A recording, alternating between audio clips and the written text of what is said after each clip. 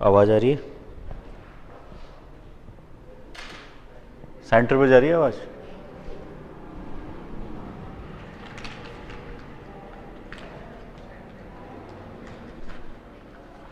Read का batch है ना? देखिए,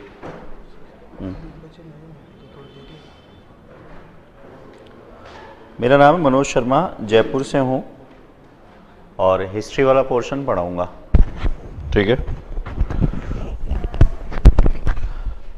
बोर्ड पर देखिए, सिलेबस आपके पास है, आराम से देख लेना सिलेबस को। आज हम 4 यूनिट हैं आपकी हिस्ट्री की, जिसमें से सेकंड वाली यूनिट मौर्य और गुप्त वाली शुरू करेंगे। बोर्ड पर देखिए,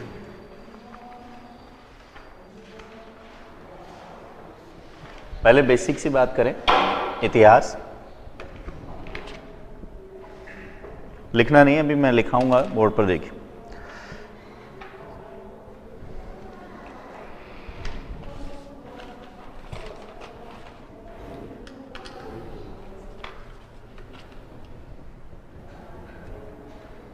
देखिएगा, इतिहास का मतलब होता है अतीत की बातों का वर्तमान में अध्ययन। कहने का अर्थ है जो बीत गया उसको हम पढ़ रहे हैं, उसी को कहते हैं इतिहास। इतिहास को जानने के लिए आवश्यकता होती है स्रोत की, सोर्सेज। ये मार्कर लाना,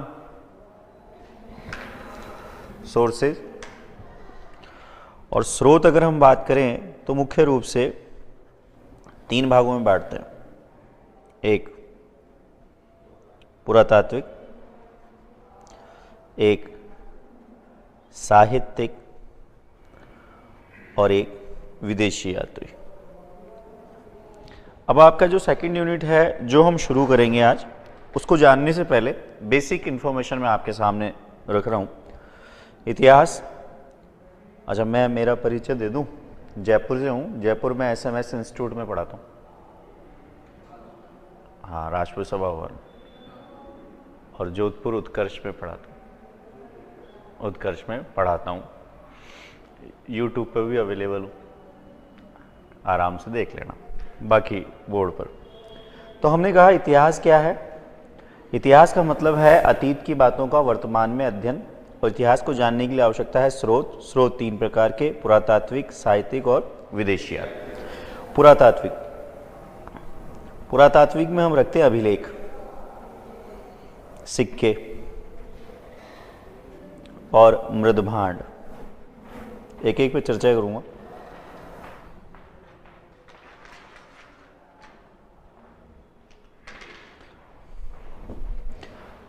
अभिलेख, सिक्के, ये भी नहीं चल रहा भाई।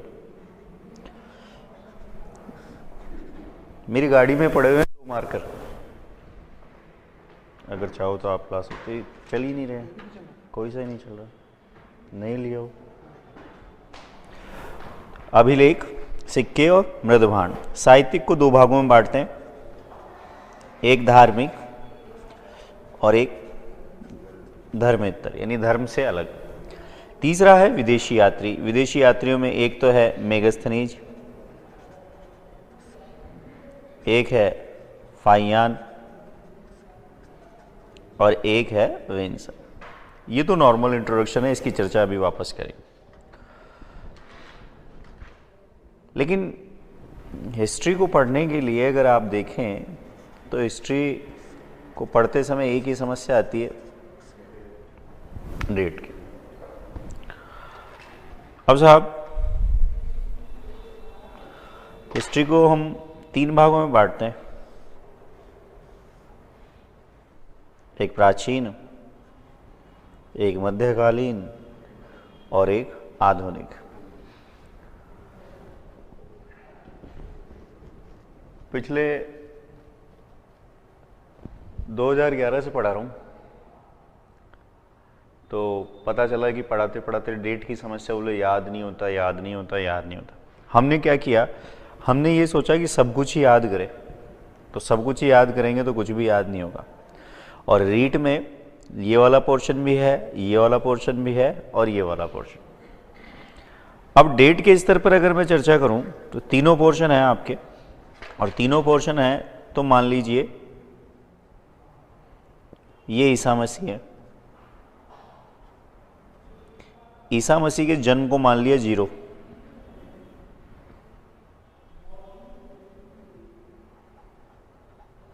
– 2020 ईसा मसीह कितने साल के हो गए? 2020 साल के हो गए ना, जब 0 मान लिए तो। एक है यहाँ पे आपके सिंधु सभ्यता,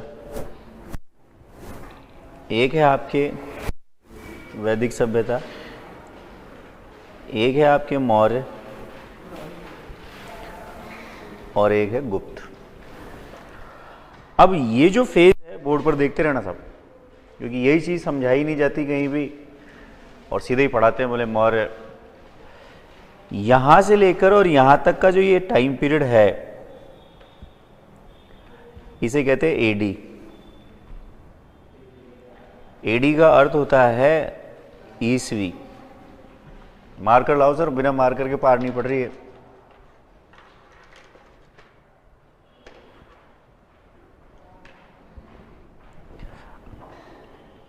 ये सिंधु सभ्यता का टाइम पीरियड है 2300 से लगभग 1750।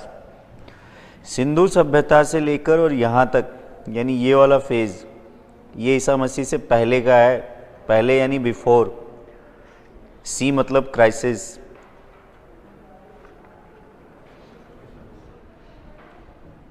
क्लियर?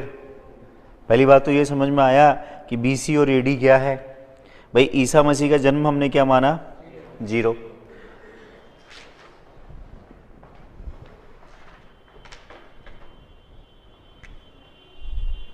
अब ईसा मसीह के जन्म को हमने 0 माना, तो यहां से लेकर और यहां तक ईसवी, ईसवी को अंग्रेजी में क्या कहते हैं? AD, anno domini. यहां से लेकर हमारा चैप्टर शुरू होगा सिंधु सभ्यता। यहां से लेकर यहां तक हमने कहा ईसा मसीह से पहले, पूर्व।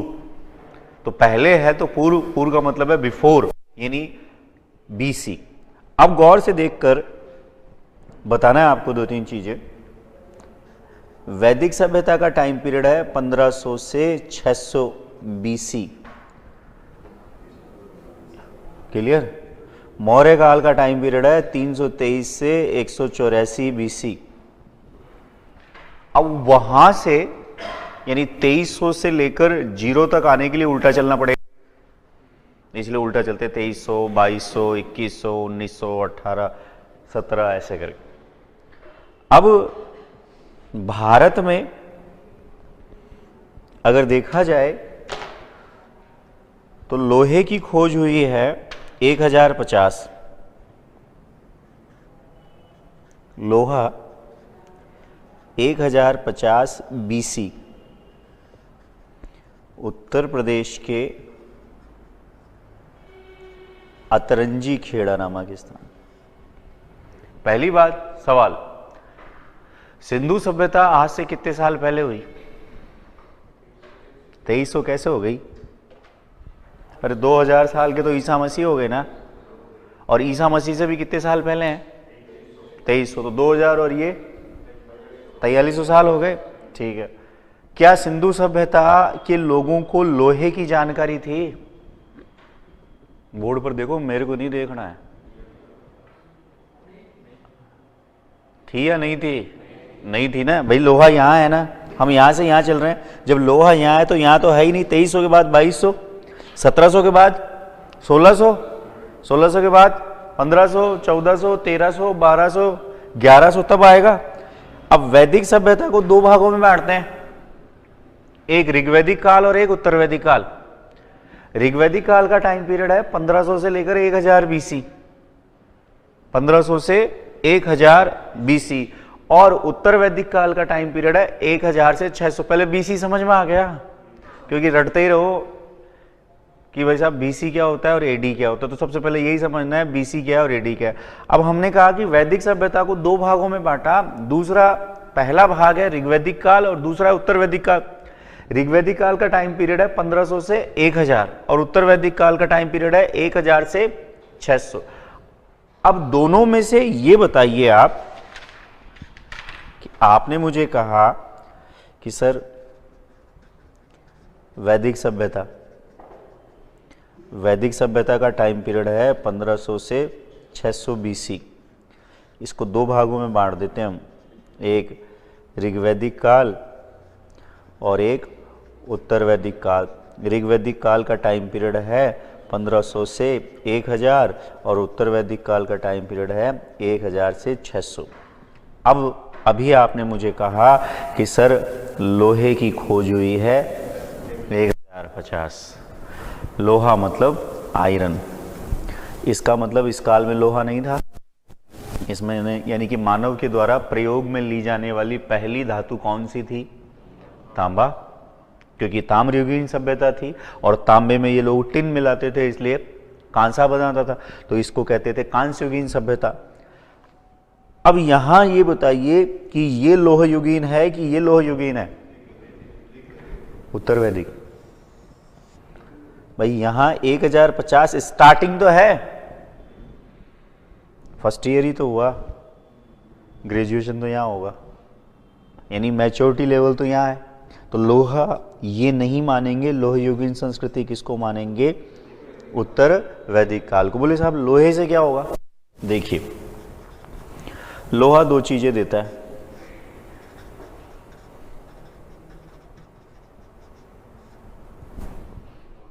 एक हल और एक हथियार। देखिए साहब ऐसा है, जहां से मैं आया हूं ना, वहां सारी दुनिया के लोग घाट घाट का पानी पीकर जाते हैं, जयपुर या जोधपुर, क्योंकि गली मोहल्लों में तो चलो जो जैसा चल रहा है वैसा चल रहा है। अब जब वहाँ का लेवल मेंटेन करना है तो एग्ज़ाम उसी लेवल पर होगा, और एग्ज़ाम उस लेवल पर होगा तो आपको जब तक कॉन्सेप्ट समझ में नहीं आएगा तो फैक्ट कभी याद ही नहीं होंगे। हम रटते हैं, हमने रटा कि साहब हुमायूं के काल में दो चित्रकार थे, एक ख्वाजा अब्दुल सम्मद और एक मीर सैयद अली। दोनों ने चावल के एक दाने पर चित्र बनाया जिसका ऊपर पोलो खेलते हुए या चौगान खेलते हुए दिखाया गया। लेकिन हुमायूं के साथ ऐसा हुआ क्या जो उसे इंडिया से बाहर जाना पड़ा, और इंडिया से बाहर जाने के बाद उसे दो चित्रकारों की सेवाएं मिली। तो हुमायूं ने शेर शाह सूरी के साथ युद्ध लड़ा था, एक तो कन्नौज का और उससे पहले एक लड़ा था चौसा का युद्ध 1539-1540। तब कन्नौज के युद्ध में शेर शाह सूरी को अंतिम रूप से हरा दिया गया और शेर शाह सूरी यहाँ से आउट हो गए, सॉरी हुमायूं यहाँ से आउट हो गया और द्वितीय अफगान वंश की स्थापना हो गई भारत में।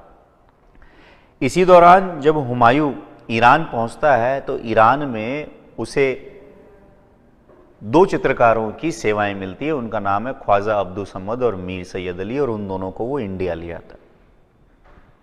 अब मैंने आपको थोड़ी सी स्टोरी बताई तो आपके दिमाग में आया कि हाँ साहब यहाँ से गए। एक व्यक्ति थे, भक्ति सूफी आपको पढ़ाऊंगा, जिनका नाम था शंकर। अब मैंने आचार्य नहीं बोला है, शंकराचार्य था उनका पूरा नाम। उनका जन्म केरल के कलाडी नामक स्थान पर शिव गुरु और आर्यम्बा के घर हुआ। शिव गुरु और आर्यम्बा। 3 साल की उम्र में शंकराचार्य ने मलयालम लैंग्वेज पर कंट्रोल कर ली।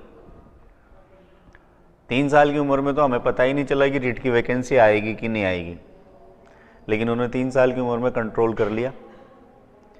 उसके बाद उनके घर में बहुत सारे ऋषि आए, उन्होंने सब ने उनका एग्जाम लिया, सबको फेल कर दिया। तब माँ ने उनको भेजा एजुकेशन लेने के लिए, और जो एजुकेशन 20 साल की थी उन्होंने 2 साल में ही कंप्लीट कर ली। और लास्ट में वो पहुंचे नर्मदा नदी के किनारे। गोविंद भागवत पाद उनके गुरु थे, उन्होंने उन्हें दर्शन की शिक्षा दी और उन्होंने ही उनको शंकर आचार्य कहा और उनका नाम पड़ा शंकराचार्य। और शंकराचार्य ने अद्वैतवाद की बात की और कहा अहम ब्रह्मास्मि, मैं ही ब्रह्म हूं। अब मैंने आपको स्टोरी सुनाई, दिमाग में थोड़ी देर के लिए आया कि एक शिव गुरु थे, एक आर्यम्बा थी, उनके यहाँ जन्म। रटना नहीं, सबसे पहली बात समझना है। तो बोले साहब लोहा क्या काम कर रहा है? हल और हथियार। बोले हल इंडस वैली सिविलाइजेशन में लोहा नहीं था लेकिन खेती होती थी। बोर्ड पर देखते जाइए, इस काल में लोहा नहीं था लेकिन खेती होती थी, लेकिन खेती के लिए जो हल का प्रयोग किया करते थे वो लकड़ी से करते थे। लकड़ी का हल भूमि में ज्यादा नीचे तक नहीं जाएगा, और जब भूमि में ज्यादा नीचे तक नहीं जाएगा तो भूमि को पलटेगा नहीं, और भूमि को पलटेगा नहीं तो भूमि की उर्वरा शक्ति नहीं बढ़ेगी, और उत्पादन इतना होगा कि जितना आप खा लो और अपने फैमिली को खिला लो। यानी कि आत्मनिर्भर है सोसाइटी, बाहर इधर उधर देखने की जरूरत नहीं। लेकिन जब लोहा आया और हल बने तो प्रोडक्शन ज्यादा हुआ। अब प्रोडक्शन ज्यादा होगा तो क्या करोगे आप? सेल करोगे, बेचोगे। अगर बेचोगे तो पैसा आएगा, पैसा आएगा तो और किसी चीज में लगाओगे, दिमाग काम करना शुरू होगा, और किसी चीज में लगा वेपन्स। देखिए यहां और यहां इस काल में भूमि की अवधारणा नहीं है। भूमि मतलब आज अगर देखा जाए तो आज अपनी सबसे प्रिय वस्तु क्या है? आज अपनी सबसे प्रिय वस्तु भूमि है, क्योंकि इसके दाम बड़ी तेजी से बढ़ते हैं। लेकिन वैदिक सभ्यता में अगर देखें ऋग्वैदिक काल और उत्तर वैदिक काल, तो ऋग्वैदिक काल के लोगों की सबसे प्रिय चीज थी गाय को कहा गया अघन्या। अघन्या से तात्पर्य है न मारने योग्य। लेकिन उत्तर वैदिक काल में जैसे ही हल और हथियार आए तो देखिए समाज की निचली इकाई परिवार, कई परिवारों के समूह को गांव, कई गांवों के समूह को विश्व, कई विश्व के समूह को जन, कई जन के समूह को जनपद, जनपद से बना महाजनपद, और महाजनपद से बना साम्राज्य। और साम्राज्य खड़ा करने के लिए आपको आवश्यकता पड़ेगी, और ये कब आया? किस काल में? उत्तर वैदिक काल। इसको कहते हैं कॉन्सेप्ट। हमने बात की सिंधु सभ्यता की, हमने बात की वैदिक सभ्यता की, हमने बात की मौर्य की। अब ये देखकर बताइए कि क्या मौर्य काल में लोहा था? अरे जब 2G आ गया तो 2G तो ऑलरेडी रहेगा ना। अब तो 3G आ गया, 4G आ गया, तो सोचना ही नहीं कि उस काल में लोहा था या नहीं था। था या नहीं था? अब मौर्य काल आज से कितने साल पहले? 2300, लगभग 2300 साल हो गए ना भाई। ये जो मैंने लिखा है ये 184 BC है। 323 से 184 कितने साल पहले? लगभग 23 साल पहले। गुप्त काल भी है आपके। गुप्त काल का अगर हम देखें टाइम पीरियड 280 से 550। अब ईसवी लगाऊं कि ईसा पूर्व लगाऊं? ईसवी लगाऊं। तो गुप्त काल लगभग आज से कितने साल पहले हुआ? लगभग 1700। ठीक है। एक आपके सिलेबस में है मुगल स्थापत्य कला, चित्रकला। मुगलों का टाइम पीरियड माना जाता है 1526 से लेकर 1707। कितने साल पहले? 500 साल, लगभग 500 साल। फिर एक है आपका मॉडर्न, आधुनिक, और ये चलेगा 1857 से लेकर 1947। इसको कहते हैं गणना। हमने क्या किया? ईसा मसीह के जन्म को 0 माना, ये हमारा टाइम पीरियड है, टैग लगाए। इस चार्ट को एज इट इज उतारिए, फिर आगे चलें। कोशिश करें कि बिना देखे उतारें।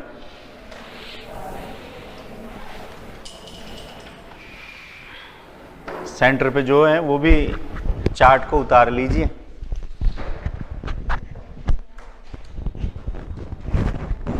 तो 2 अगस्त को ही है ना अपना पेपर?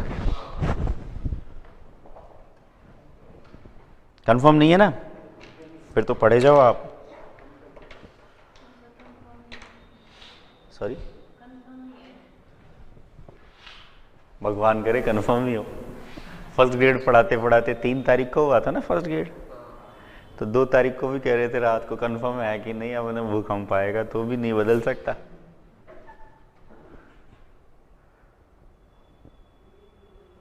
बढ़िया उतारिएगा साफ साफ।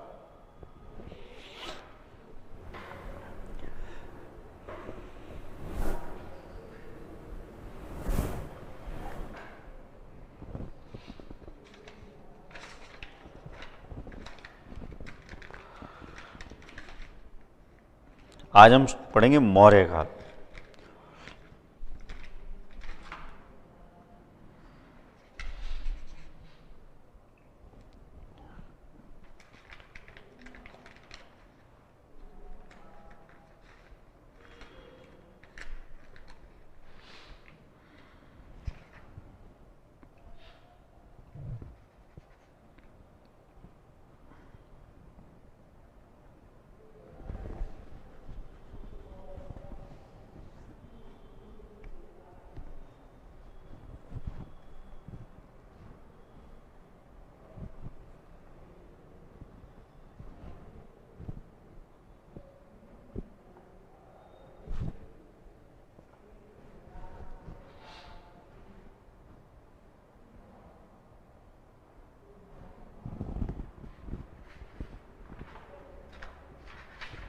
कोशिश करें बिना देखे उतारने की।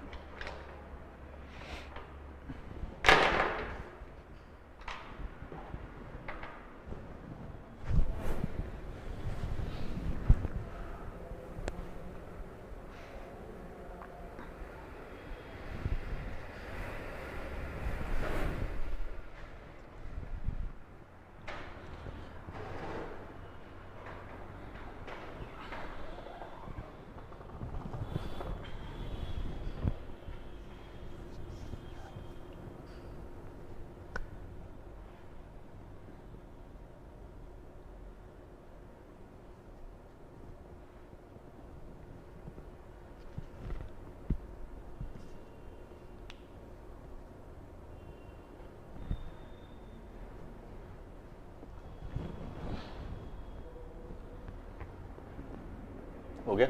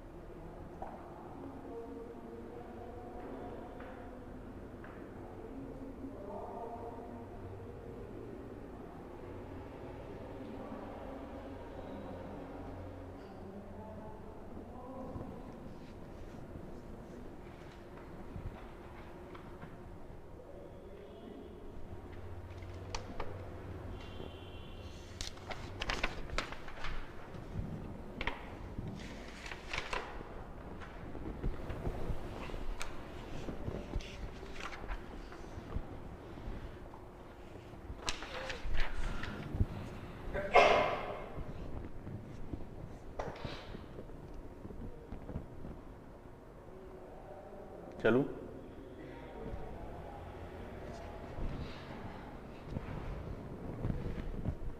सब चैप्टर में आएगा तो बेसिक है, थोड़ा समझना चाहिए इसको, इस वजह से आपको। देखिए वापस अभी जो शुरुआत करी वो डेट को लेकर थी। हमने कहा इतिहास, इतिहास का मतलब है अतीत की बातों का वर्तमान में अध्ययन। इतिहास को जानने के लिए आवश्यकता होती है स्रोत। स्रोत बेसिकली 3 प्रकार के हैं, पुरातात्विक, साहित्यिक और विदेशी आते हैं। अब एक एक करके चर्चा करते हैं। पुरातात्विक,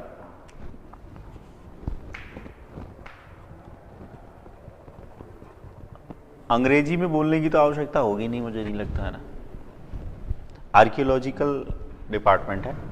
पुरातात्विक, पुरातात्विक में हम क्या रखते हैं?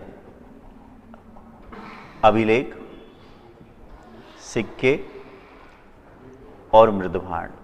अच्छी तरह समझिएगा, क्योंकि ये 1-1.5 घंटा समझ में आएगा तो सारे चैप्टर समझ में आएंगे। अभिलेख, अभिलेखों के अध्ययन को कहते हैं एपियोग्राफी। पहला ही सवाल है, अभिलेखों के अध्ययन को कहते हैं एपियोग्राफी, और भारत में अभिलेख लगवाने का श्रेय दिया जाता है अशोक को। अब अशोक कौन से में? मौर्य डायनेस्टी, बीसी की एडी, बीसी। अशोक ने ईरानी राजा दारा प्रथम से अभिलेख लगवाने की प्रेरणा ली। अब ये अभिलेख देखिएगा,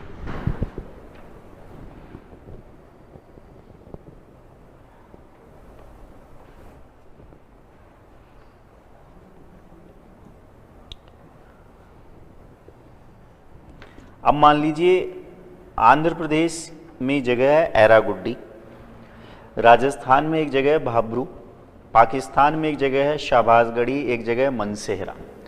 खुदाई के दौरान जिस स्थान से के अभिलेख मिले हैं हमने वही नाम दे दिया। मान लो सीकर से मिला, तो सीकर से मिला तो हमने उसको वही नाम दे दिया, सीकर का पर्टिकुलर कोई नाम है तो वैसी नाम पर दे दिया। तो जहां से मिला वही नाम दिया। तो नाम के स्तर पर कंफ्यूजन नहीं होना। जैसे कहेंगे भाब्रू शिलालेख, या कहेंगे शाहबाजगढ़ी, या कहेंगे मनसेहरा, या कहेंगे ऐरा गुड्डी, या कहेंगे धोली, या कहेंगे जोगढ़, तो ये जगह के नाम है। खुदाई के दौरान जहां से मिले हमने वही नाम दे दिया। तो पहली बात अभिलेख, एपियोग्राफी अशोक ने लगाए। अशोक ने ईरानी राजा दारा प्रथम से अभिलेख लगवाने की प्रेरणा ली और जहां से मिले हमने वही नाम दे दी। बेहिचक, कुछ भी समझ में नहीं आए, आप बहुत 700 की क्लास होती है हमारी, उसमें भी बेहिचक कुछ भी समझ में नहीं आया आराम से पूछिएगा, कहीं कोई टेंशन वाली बात ही नहीं। अब 1750 में टीफन थेलर ने अशोक के अभिलेखों को सर्वप्रथम खोजा। हमने कहा जहां से मिला है वही नाम दे दिया, इसमें तो कोई कंफ्यूजन ही नहीं। और 1837 में जेम्स प्रिंसेप ने सर्वप्रथम अशोक के अभिलेखों को पढ़ा। अब बोले साहब इससे हम पढ़ रहे हैं इतिहास। इतिहास का मतलब है अतीत की बातों का वर्तमान में अध्ययन। 3 प्रकार के स्रोत हैं, पुरातात्विक, साहित्यिक और विदेशी यात्री। और पहला पुरातात्विक में हमने लिया अभिलेख। तो बोले अभिलेख से क्या इतिहास की जानकारी मिलती है? कुछ साल पहले हमारे देश के प्रधानमंत्री ने नोटबंदी की घोषणा की। तो नोटबंदी की घोषणा करने के लिए वो कहीं पे आए थे? टीवी पे। तो टीवी पे हमें उनकी राजनीतिक गतिविधियों के बारे में जानकारी मिली, यानी राजनीतिक जीवन के बारे में बताया। फिर अगर अशोक को कोई सूचना देनी थी तो अशोक वो सूचना किसके माध्यम से दे रहा है? तो अभिलेख आपको जीवन के बारे में बता रहा है। अशोक के 13वें शिलालेख से कलिंग आक्रमण की जानकारी मिलती है। अशोक के 2 और 7वें स्तंभ लेख से धम्म की परिभाषा मिलती है। अपासिनवे बहुकयाने दया दानवे माधवे साधवे चैकियम चु धम्म। धम्म क्या है? तो धम्म एक प्रकार का नैतिकता से संबंधित संग्रह है। तो उस काल के धार्मिक जीवन की जानकारी मिलती है। अशोक ने अपने अभिलेख के माध्यम से जीव हत्या पर पाबंदी लगाने की बात की है। इसका मतलब अशोक के अभिलेखों से उस काल के सामाजिक जीवन की जानकारी भी मिलती है। तो राजनीतिक, धार्मिक, सामाजिक, अशोक के अभिलेखों से पता चलता है कि अशोक ने कपिलवस्तु के लुम्बिनी नामक स्थान की यात्रा की थी। 563 ईसा पूर्व कपिलवस्तु के लुम्बिनी नामक स्थान पर महात्मा बुद्ध का जन्म हुआ था और वहां जाकर अशोक ने टैक्स को कम कर दिया था, यानी कि अर्थव्यवस्था की भी जानकारी मिलती है। हमने कहा इतिहास में पहला लिया पुरातात्विक, और पुरातात्विक में क्या लिखा? अभिलेख। और अभिलेखों के बारे में हमने अशोक की बात की। डिटेल हम आगे बात करेंगे मौर्य में। अब आइए सिक्के देखते जाइएगा। सिक्के आज चलते हैं क्या? चलते हैं ना? इसमें क्या है? सिक्कों के अध्ययन को कहते हैं न्यूमिस्मैटिक्स। 2000 का नोट देखा है आपने? देखा ही है। हाँ, क्या यहां चलता है? जम्मू कश्मीर में चलता है। अपने देश का भाग है तो क्यों नहीं चलेगा? तमिलनाडु में चलता है, अरुणाचल प्रदेश में चलेगा, असम में चलेगा, गुजरात में चलेगा। ये भारत की बाउंड्री है। 32,87,000 के आसपास भारत की बाउंड्री है। तो सिक्कों से किसी राज्य की सीमा की जानकारी मिलती है साहब। कैसे? खुदाई के दौरान जिस स्थान से सिक्के मिले, मान लीजिए मौर्यकालीन राजा की राजधानी मगध, और मगध के द्वारा चलाए गए सिक्कों की ढेर भरतपुर से मिले। जैसे हम पढ़ेंगे कि गुप्तकालीन शासकों में जो सिक्के चलाए गए थे उनके ढेर अपने राजस्थान के बयाना से मिले। तो इसका मतलब उसके सिक्के वहां से मिले तो उसकी बाउंड्री वहां तक होगी। तो सिक्कों से क्या जानकारी मिली आपको? अब मान लीजिए सिक्के मिले, सिक्के सोने के होंगे सोने के होंगे तो इकोनॉमी बूम कर रही होगी, सिक्के चांदी के हुए इकोनॉमी डाउन है, सिक्के तांबे के हुए तो और डाउन है। यानी कि सिक्कों से हमें अर्थव्यवस्था की जानकारी मिलती। मान लो सिक्कों पर नंदी की आकृति है तो राजा शैव धर्म को मानता होगा, और मान लीजिए सिक्कों पर गरुड़ की आकृति है तो किसको मानता होगा। निम्नलिखित कथनों पर विचार करिए कि सिक्कों से क्या किसी राज्य की सीमा की जानकारी मिलती है? मिल रही है साहब, याद करने की आवश्यकता ही नहीं। क्या सिक्कों से अर्थव्यवस्था की जानकारी मिलती है? मिलती है साहब। क्या सिक्कों से धर्म की जानकारी मिलती है? अब भारत, अब अपने क्यों बताए, क्योंकि मौर्यकालीन सिक्कों में एक सिक्का आएगा पण। पण चांदी की मुद्रा थी और पण जो थी वो वेतन देने के काम में ली जाती थी। सोने के सिक्कों को कहते थे सुवर्ण, तांबे के सिक्कों को कहते थे काकनी, माशक, ऐसे नाम मिलेंगे। और ऐसे ही बहुत सारे सिक्के आपको मिलेंगे किस काल में? गुप्त काल। जैसे चंद्रगुप्त विक्रमादित्य के द्वारा व्याघ्र शैली के सिक्कों का प्रचलन कराया जाएगा। समुद्रगुप्त के द्वारा गरुड़ या अश्वमेघ प्रकार के सिक्कों का प्रचलन कराया जाएगा। लेकिन उनको पढ़ने से पहले आपको किसकी जानकारी? अब बात करें कि भारत में सोने के सिक्के चलते होंगे, चांदी तो नॉर्मल होगी, लेकिन सोना आज भी एक प्रकार से हॉट करेंसी है। हॉट करेंसी का मतलब यह होता है कि वह मुद्रा जो सभी जगह चले। आपने मुझे कहा कि 2000 का नोट भारत में चलेगा, लेकिन वही 2000 का नोट यहां लेकर जाओगे तो लोग कहेंगे जिन्ना जी की फोटो वाला लाओ, चलेगा ही नहीं वो। क्योंकि जाओगे पाकिस्तान गए, मान लो गांधी जी की फोटो वाला नोट लेकर गए, बोले 1 किलो प्याज देना, बोले ये तो वहां पर फिर चेंज करानी पड़ेगी। इसका मतलब हमारी कागज की मुद्रा यहां नहीं चलेगी, लेकिन यहां का खरीदा हुआ सोना यहां सेल करने जाओगे, बिकेगा कि नहीं बिकेगा? 100% बिकेगा। श्रीलंका में बिकेगा कि नहीं बिकेगा? बिक जाएगा। जावा, सुमात्रा, बाली, इंडोनेशिया, सब जगह बिकेगा, कहीं कोई दिक्कत नहीं होगी। हो सकता है थोड़ा कम मिले,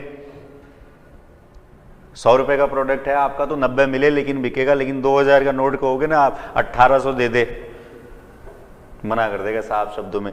इसका मतलब सोना सबसे हॉट करेंसी। हॉट करेंसी का मतलब है कहीं भी चले। तो भारत में सबसे पहले सोने के सिक्कों का प्रचलन किसने कराया? तो सोने के सिक्कों का प्रचलन कराया था कुषाण शासकों ने। और कुषाण में सोने के सिक्कों का प्रचलन कराने का श्रेय दिया जाता है विम कडफिसस को। बहुत सिंपल है। बर्तन साफ किए होंगे आप लोगों ने, और विम से अगर बर्तन साफ करते हैं तो वो चमक जाते हैं, तो सोने का सिक्का भी चमकता है। भारत में सबसे पहले सोने के सिक्कों का प्रचलन किसने कराया? विम कडफिसस। हमारा काम है प्री पास करना। प्री का मतलब है ऑब्जेक्टिव, यानी गोले वाले सवाल, लेकिन वो आपके दिमाग में रहेगा जब पहले तो कॉन्सेप्ट। देखिए आप लोग सब मेरे से ज़्यादा विद्वान हैं। विद्वान इसलिए हैं कि ग्रेजुएशन तो कर रखी होगी ना, हारेगा सारा। हाँ, इसी से ही करते हैं हम लोग। हमें अंग्रेजी बहुत अच्छी, तभी मैंने आपसे पूछा हमें अंग्रेजी आती है। To the head master subject sir I am ill so I can not come, thank you very much X Y. इतना सिखाया था हमें, इस सीक्वेंस में आना चाहिए। इसके अलावा अंग्रेजी आ नहीं सकती किसी भी राजस्थानी। 2 ही किताब पढ़ते थे हम, रैपिड रीडर और course reader. Once upon a time there was a crow. वो क्रो की जगह दूसरा आ जाता था तो राजस्थानी का दिमाग खराब हो जाता। ठीक है, फिर 45 से 55% सबके हैं ग्रेजुएशन में। फिर एक छोटा सा कार्यक्रम संपन्न किया होगा जम्मू कश्मीर से। अच्छा, राजस्थान में भी फैसिलिटी अवेलेबल है क्या? तो ये मैं मानता हूँ कि हमारे यहाँ सिर्फ और सिर्फ डिग्री को पढ़ा लिखा मानते, जबकि डिग्री वाला कोई अर्थ नहीं। तो ये मुझे मानना है कि 3 चीज़ें होती है पढ़ाने में। एक होता है कॉन्सेप्ट, जो मैंने अभी आपको समझाने की कोशिश की। एक होता है स्टोरी, जो मैंने अभी शंकराचार्य के बारे में आपको सुनाई, और एक होता है फैक्ट, जो मैंने अभी आपको याद कराया इनके बारे में। तो तीन चीजें हैं, इनसे हम चर्चा करेंगे, इसके इतर आपको जाने की कोई आवश्यकता नहीं। अगला हमने कहा मृदभांड। बोले सर मृदभांड से इतिहास, मृदभांड को अब मैं अंग्रेजी भी बोलूँगा थोड़ी बहुत, जिससे कि आपकी ठीक हो जाए और मेरे आने वाले राजस्थान के बच्चों का भविष्य भी ठीक हो जाए, क्योंकि मास्टर ठीक रहेगा तो बच्चे ठीक रहेंगे, और मास्टर ही ठीक नहीं रहा तो फिर बच्चे कहाँ से ठीक रहेंगे। क्योंकि अगर मास्टरों को ईमानदारी से पूछ लें कि फूल गोभी को अंग्रेजी में क्या कहते हैं, फूल गोभी आलू गोभी की सब्जी खाते हैं ना, तो हमारे को टेंशन हो जाएगी। लेकिन हमारे घर में 6 साल का बच्चा है ना, वो बता देगा, क्योंकि वो आजकल इंग्लिश मीडियम में पढ़ता है, उसको 55 समझ में नहीं आता कभी भी, 55 बोलोगे तो समझ में आता है।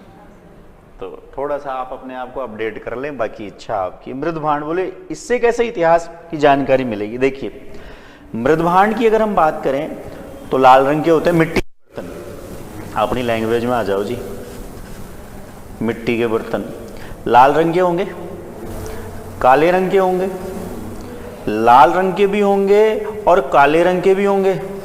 एक हिस्सा लाल हो सकता है और एक हिस्सा काला हो सकता है, और एक चित्रित धूसर चित्र बने होंगे। अब आप पढ़ेंगे कालीबंगा, गणेश्वर, बैराट, आहड़, धोलावीरा, हड़प्पा, मोहनजोदड़ो, कोटदीजी, बहुत सारी। तो हमें सिंधु सभ्यता के इतिहास की जानकारी कैसे मिलेगी? खुदाई के दौरान कुछ चीजें मिली हैं, और खुदाई के दौरान जो चीजें मिली हैं उनमें कोई कार्बन है, जिसे आप C14 रेडियो कार्बन पद्धति कहते हैं। और C14 रेडियो कार्बन पद्धति से हम जो वस्तु मिली है उस वस्तु की आयु का अनुमान लगा लेते। अब खुदाई हुई ऐसे, ये जगह कालीबंगा है, मान लीजिए कालीबंगा की खोज अमलालन घोष ने करी थी, BK लाल, बालकृष्ण थापर और ब्रज विहारी करके जो हैं व्यक्ति, उन्होंने वहाँ उत्खनन का कार्य करा, तो जिसको आप BV लाल और BK थापर कहते हैं। ये कालीबंगा है। अब ऐसे मैं खुदाई कर रहा हूँ, अगर ऐसे खुदाई करूँगा तो जो चीज़ मिलेगी वो टूट जाएगी। लेकिन अगर मैं पैरेलल खुदाई करूँगा समान, तो जो चीज़ मिलेगी उसे मैं बाहर निकाल सकता हूँ।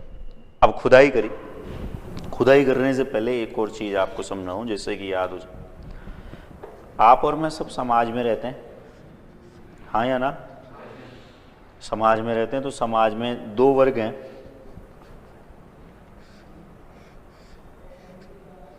एक उच्च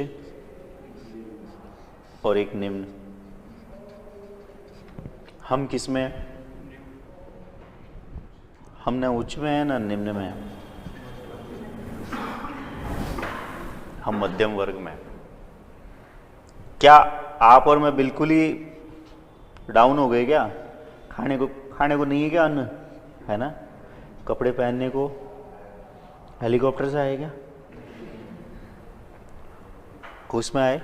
मध्यम, ठीक है साहब। निम्न और उच्च, समाज में जितने भी गड़बड़ काम होते हैं ना, वो यहां होंगे। भिखारियों को देखा है रोड पर, सुबह सुबह शुरू होते हैं 11-12 बजे तक 300-400 रुपये, आजकल 500 तो नॉर्मल हो गए भिखारियों की इनकम। पता है आपको? पूछ लेना कभी भिखारियों को, बोले कितना कमाया आज, बोले साहब आज तो 1000 ही कमाया। 1000 तो मास्टर को नहीं मिलेंगे। हाँ आपको नहीं मिलेंगे, ध्यान रखना, कहीं आप सोच लो कि शुरू में जाते 35,000 या 34,000 मिलेंगे ना। बोले 1000 कमा रहा, लेकिन फिर भी भिखारी है। क्यों? क्योंकि 10 बजे कार्यक्रम शुरू किया उसने भीख मांगने का, 11-12 बजे तक 100-200 रुपये आए, पहला काम करेगा, हाँ या ना? क्योंकि भीख मांगने के लिए अंदर फिर कैसे फीलिंग आएगी, भीख कैसे मांगे, जब ये कंट्रोल, विवेक है ना, विवेक जिसे बुद्धि कहते हैं। बुद्धि यदि आपके साथ है तो आप 4 बार सोचोगे कोई अनैतिक कार्य करने की, लेकिन जब विवेक आपके साथ नहीं है तो फिर आप कुछ भी काम कर सकते हो। आ गया? यहां भीख मांगने की जरूरत नहीं, क्योंकि धन इतना है, और जहां धन अत्यधिक होगा वहां विवेक काम नहीं करेगा। अगर ज्यादा ही पैसा होता आपके पास, सबके पास 1-1 करोड़ होते, तो यहां थोड़ा ना आते, बोले हम भी कोचिंग खोलते हैं, काम करते हैं। हम रीट क्या करेंगे तैयारी करके, हम पढ़ाते हैं, दोनों ही गड़बड़ हो गए। हमारी मध्यम, आज भी घर जाने का समय 8 बजे 8:30 बजे है। बॉयज़ हमारा 9 बजे तक मान लो, गर्ल्स को आज भी अगर देखा जाए तो 6 बजे 7 बजे तक पहुंच जाना चाहिए था। अगर मैं 9 बजे की बजाय 9:15 बजे घर पहुंचता हूँ 1 दिन 2 दिन, तो मम्मी पापा तो कुछ नहीं कहते, पड़ोसी जरूर कह देता है, बोले आजकल शर्मा जी आपका बेटा चक्कर गया है, टाइम पर नहीं आ रहा। कंट्रोल है कि नहीं है? कंट्रोल साहब, आज मीडियम वर्ग जो है, यानी मध्यम वर्ग जो है, इसमें बहुत ज़्यादा कंट्रोल है। पड़ोसी आपको कंट्रोल कर देगा। अब आइए, यही सोसाइटी थी कालीबंगा या सिंधु सभ्यता में। सिंधु सभ्यता में खुदाई के दौरान जिस स्थान से लाल रंग के या काले रंग के मिट्टी के बर्तन मिले होंगे, वहां समाज का कौन सा वर्ग रहता होगा?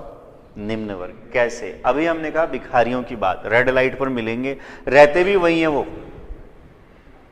उनका घर भी वही है, सोते भी वही है, पानी भी वही पीते हैं, और पानी जहां पीते हैं देख लेना उनका मटका भी टूटा हुआ सा होगा, फूटा हुआ सा होगा, या तो लाल रंग का होगा, या तो खुदाई के दौरान अगर जहां से लाल और काले मिट्टी के बर्तन मिले, समाज का कौन सा वर्ग रहता होगा?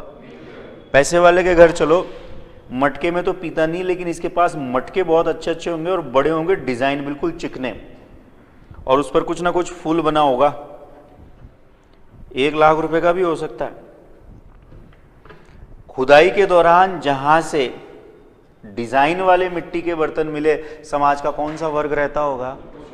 अपने मटके देख लो, अपना मटका तो सिंपल ऐसा होगा साहब, ठीक है, इसके ऊपर मटका होगा काले रंग का, ढक्कन होगा लाल रंग का।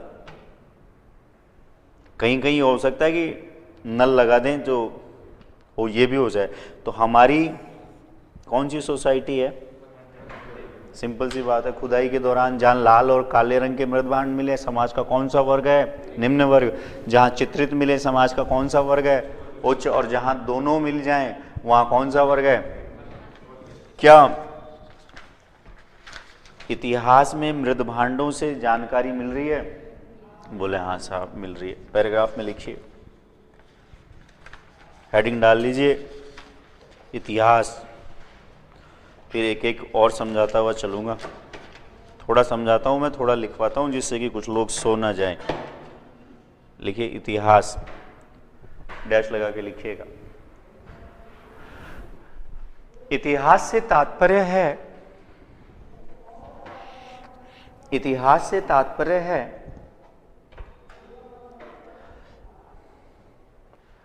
अतीत की बातों का, इतिहास से तात्पर्य है अतीत की बातों का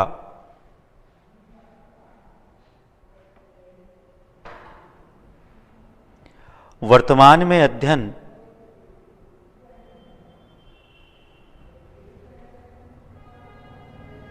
अतीत की बातों का वर्तमान में अध्ययन, फुल स्टॉप।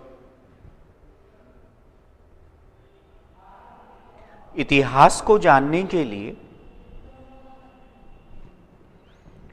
इतिहास को जानने के लिए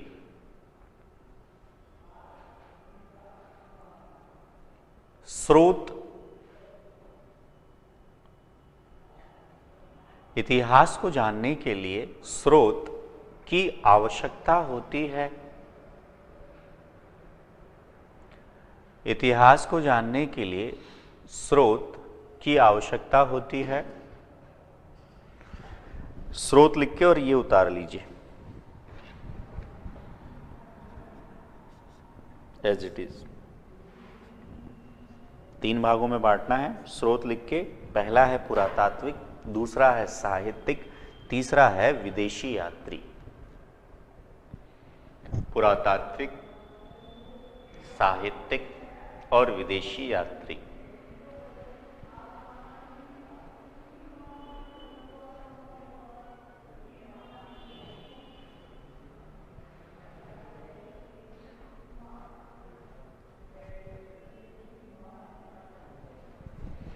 और पुरातात्विक में अभिलेख, सिक्के, मृदभांड, अभिलेख, सिक्के, मृदभांड,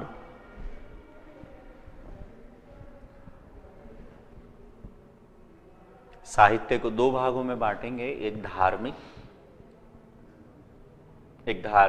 दूसरा धर्मेत्तर। धर्मेत्तर से तात्पर्य होता है धर्म से अलग, अभी समझाऊंगा आपको। एक धार्मिक और एक धर्मेत्तर। तीसरा लिखिएगा विदेशी यात्री।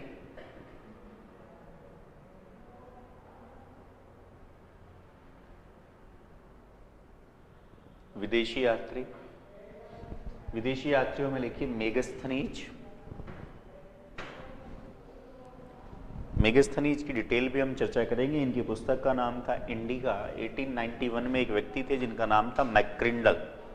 मैक्रिंडल ने अंग्रेजी में अनुवाद किया था क्योंकि ये अपने मूल रूप में नहीं थी। दूसरा है फाइयान। फाइयान की बुक का नाम है फूको की। फाइयान का शाब्दिक अर्थ होता है धर्माचार्य। फाइयान चंद्रगुप्त विक्रमादित्य के काल में भारत आया था। चीनी यात्री था, स्थल मार्ग से आया था और जल मार्ग से लौट गया था। वेनसांग जो है हर्षवर्धन के काल में आया था और इसकी बुक का नाम है सी यू की। नाउ हेडिंग डाल लीजिए पुरातात्विक। पुरातात्विक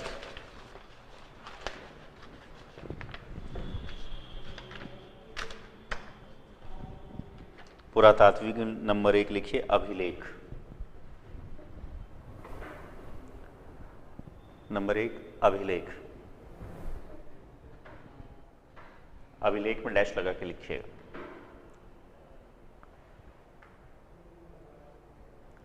लिखिएगा अभिलेखों के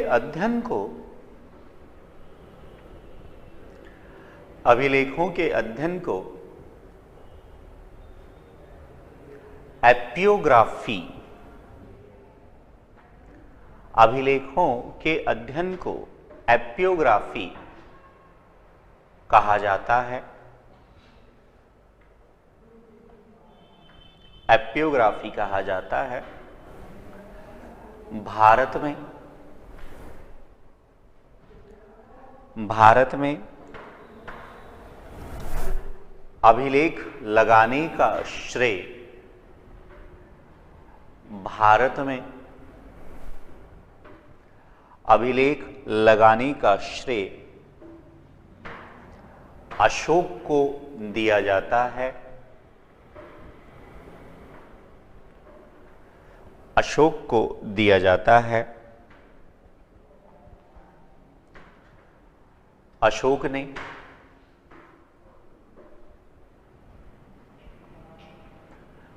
ने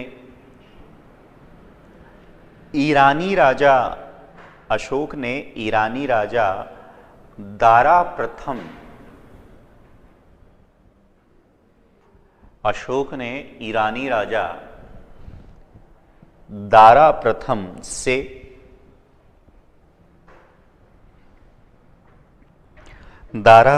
से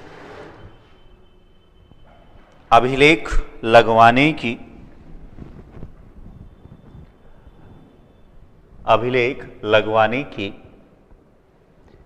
प्रेरणा ली।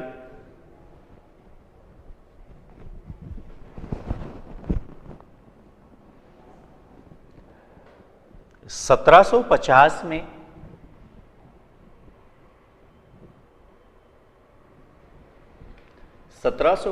में स्टीफन थेलर, 1750 में स्टीफन थेलर के द्वारा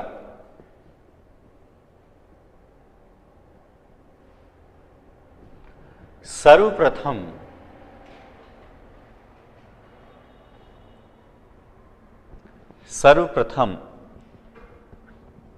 अशोक के अभिलेख को खोजा गया।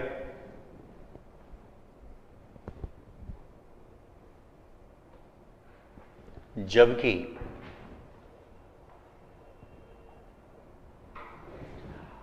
1837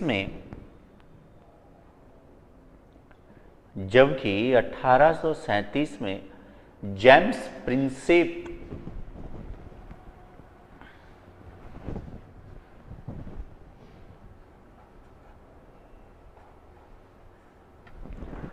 1837 में जेम्स प्रिंसेप के द्वारा अशोक के अभिलेखों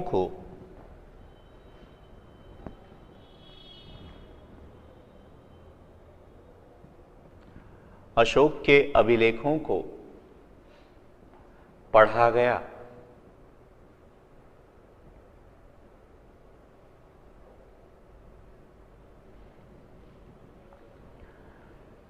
अभिलेखों से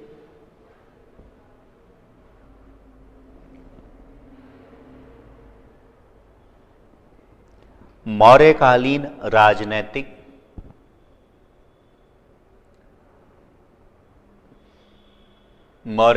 राजनैतिक कौमा धार्मिक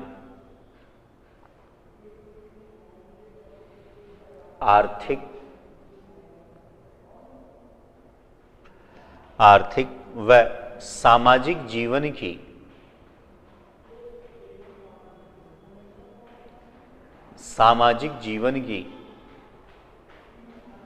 जानकारी प्राप्त होती है।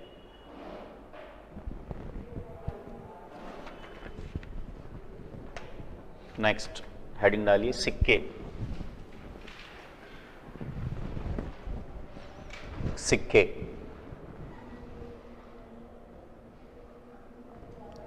लिखिएगा।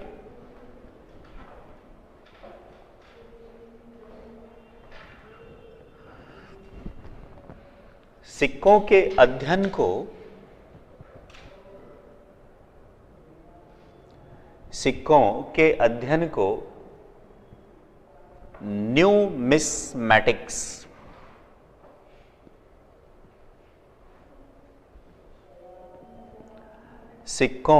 अध्ययन को न्यूमिस्मैटिक्स कहा जाता है। सिक्कों के अध्ययन को न्यूमिस्मैटिक्स कहा जाता है। सिक्कों से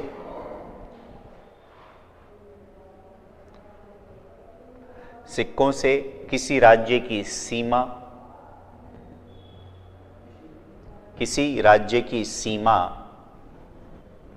सिक्कों से किसी राज्य की सीमा,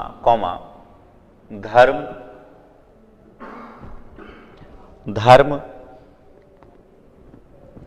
व उस राज्य की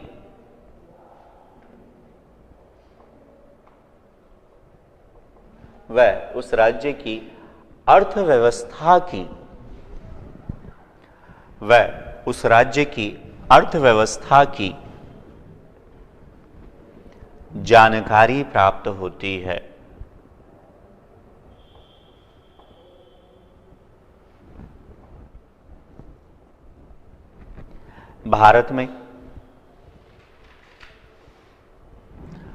भारत में सर्वप्रथम सोने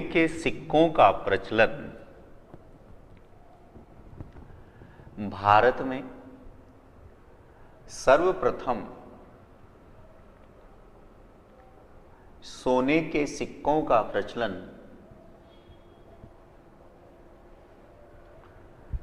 कुषाण शासक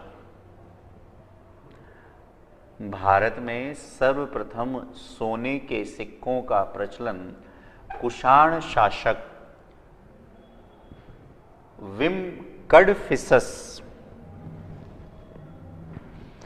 विम कडफिसस के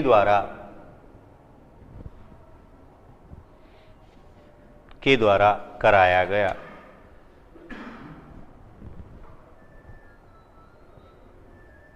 नेक्स्ट, मृदभांड।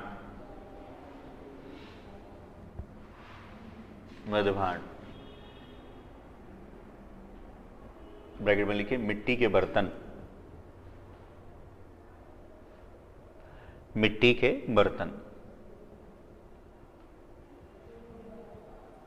इसमें डैश लगा के लिखिए। मृदभांडों से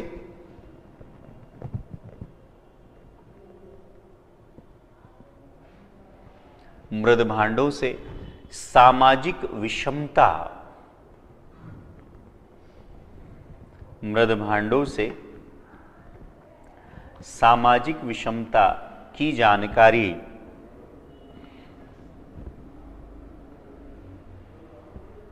जानकारी प्राप्त होती है।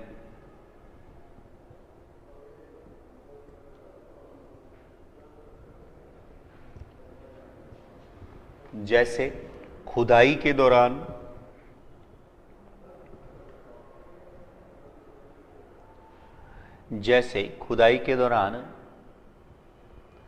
जिस स्थान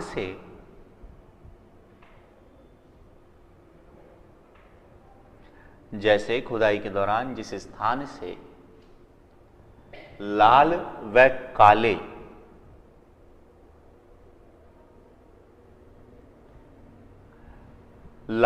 व काले मृदभांड मिले,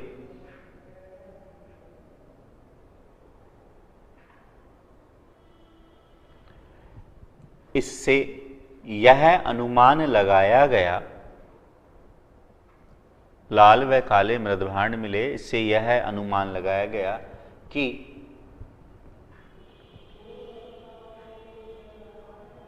प्राचीन काल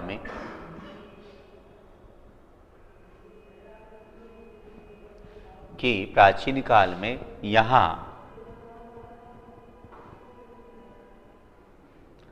समाज के निम्न वर्ग का निवास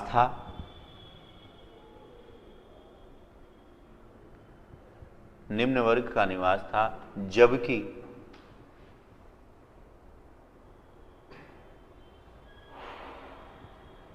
चित्रित धूसर मृदभांड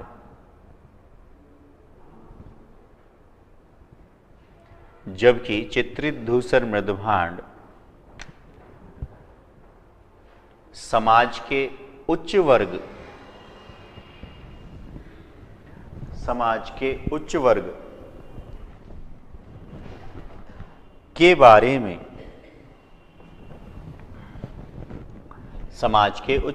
के बारे में जानकारी देते हैं।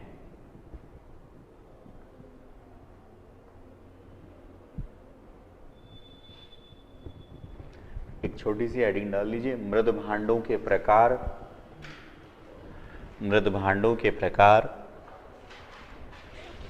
एक सवाल का जवाब आप ही दे दो मुझे अब बोर्ड पर देख के।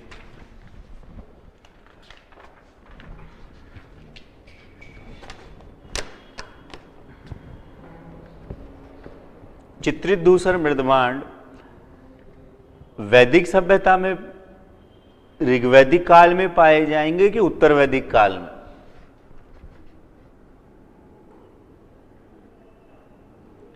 हमने सवाल किया कि चित्रित धूसर मृदभांड वैदिक कालीन सभ्यता में से ऋग्वैदिक काल में पाए जाएंगे कि उत्तर वैदिक काल में? उत्तर वैदिक काल में पाए जाएंगे। क्यों? क्योंकि उत्तर वैदिक काल में लोहा आ गया, और लोहे की वजह से दो चीजें बताई थी आपको। अगर आपको चित्रित धूसर मृदभांड खरीदना है तो पैसा चाहिए ना, और पैसा कहाँ से आएगा? जब आपके पास प्रोडक्शन ज़्यादा होगा, और प्रोडक्शन ज़्यादा होगा तब आप खेती के अलावा दूसरे काम करोगे। दूसरा काम क्या करोगे? 3 काम है, कृषि, पशुपालन और व्यापार वाणिज्य। ये 3 काम है, इन तीनों को सम्मिलित रूप में कहा जाता था वार्ता। अब कृषि और पशुपालन प्राइमरी सेक्टर में आ गया एक प्रकार। सेकेंडरी में एक प्रकार से कौन सा आ गया? ट्रेड। ट्रेड कब करोगे? जब ये ओके होगा। आज कपड़े पहन रखे हैं इसी की वजह से, आज भोजन है कृषि की वजह से। जब ये कृषि व्यवस्था अगर टॉपिस्ट पोजीशन पर होगी तभी तो सामने वाली पार्टी जो आगे बढ़ेगी। तो इसका मतलब ये है कि जब लोहा होगा तब आपकी स्थिति मजबूत होगी। और लोहा किस काल में है? उत्तर वैदिक काल में। अब उत्तर वैदिक काल में यदि लोहा है, इसका मतलब आपका उत्पादन सरप्लस प्रोडक्शन है, स्थिति अच्छी है। अब हेडिंग डाल लीजिए, साहित्य। हाँ, प्रकार। पहला प्रकार लिखिए, लाल रंग के मृदभांड। नंबर 1, लाल रंग के मृदभांड।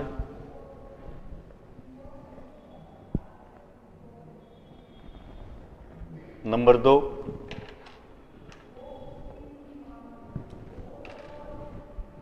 काले मृद भांड,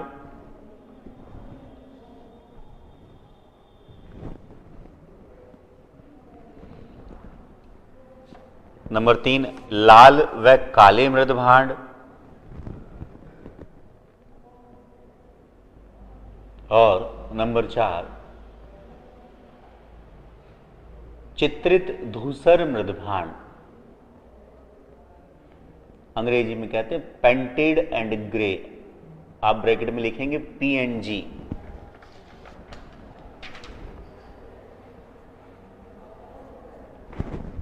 PNG चित्रित धूसर मृद भांड। पहला तो क्या पढ़ा आपने? अब मुझे एक सवाल का जवाब बोर्ड पर देख के बताइएगा। 1857 का विद्रोह है ना, तो विद्रोह क्या होता है? किसी चीज के खिलाफ आवाज उठाना। फिर आवाज दबा भी तो दी जाती है। क्रांति किसे कहते हैं?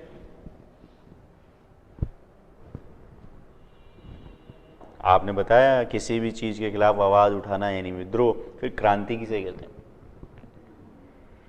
मेरी भाषा में समझिए, जो मैं अक्सर, मुझे ना करेला अच्छा नहीं लगता, लेकिन मेरी माँ हमेशा करेले की सब्जी बनाती, तो मैं क्या करता था? विद्रोह करता था। शाम को पिताजी आते और विद्रोह का दमन कर देते थे। अगर वो नहीं करते तो रात्रि में मैं अपने आप विद्रोह के सामने सरेंडर कर देता, क्योंकि मुझे भूख लगती। तो विद्रोह का अर्थ आपके समझ में आ गया होगा। क्रांति का अर्थ है किसी व्यवस्था में आमूलचूल परिवर्तन। आज से कुछ साल पहले पेजर चला करता था। पेजर के बाद नोकिया 1100 आया, 6600 आया, आजकल तो कटा हुआ सेब आ गया है ना। आगे एक पता नहीं ये मानव की खोपड़ी है, यहां पर एक चिप लगाएंगे ये लोग, फिर ये हैंडसेट खरीदने की आवश्यकता नहीं होगी। मोबाइल क्रांति हो गई साहब। क्या आज का मानव जो 4G इस्तेमाल कर रहा है वापस यहां जाएगा? पॉसिबल ही नहीं साहब। किसी व्यवस्था में आमूलचूल परिवर्तन इसे कहते हैं क्रांति, और विद्रोह मैंने आपको समझा दिया। क्लियर? आगे चलते हैं।